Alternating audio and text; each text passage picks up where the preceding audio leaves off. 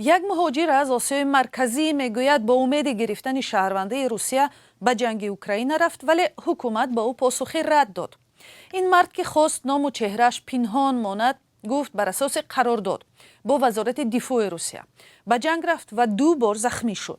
با او نه تنها حق شهروندی ندادند بلکه نامش را بر روی خط شخصانی تحت نظارت وارد نمودند.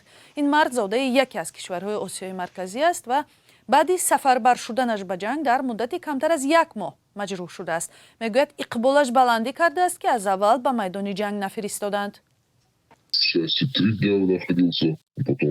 3 روز در داخل قسمی حربی بودیم. بعد سربازان را جمع کرده با هواپیما به راستای لب دون فرستادند.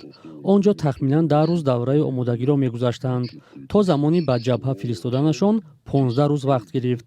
دیدند که سیگار نمیکشم و قوی هستم، ورزش میکنم، در گروه نجات بخشان جای دادند. وقتی این گروه را برهم دادند به خط اول جنگ فرستادند.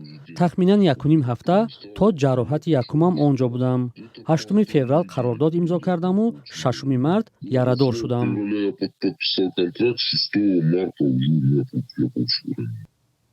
به قول این مرد فرماندهان سربازان جوان و جنگ نادیده را به جبهه اول جنگ میفرستادند که آنجا شانس زنده ماندن کمتر است. من در کارخانه کیمیاوی авдеевка بعد در دهه бердичи ولایت دونецک بودم.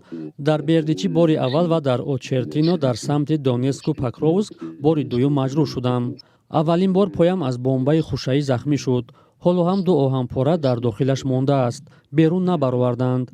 دوم بار چشمم مجروح شد. سوختگی درجه 1 و 2.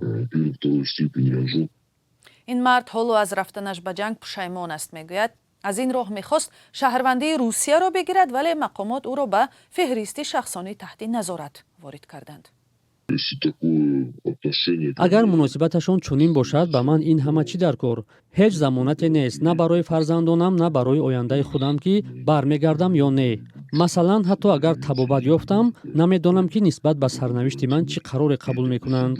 معلوم نیست که شهروندی میدهند یا نه.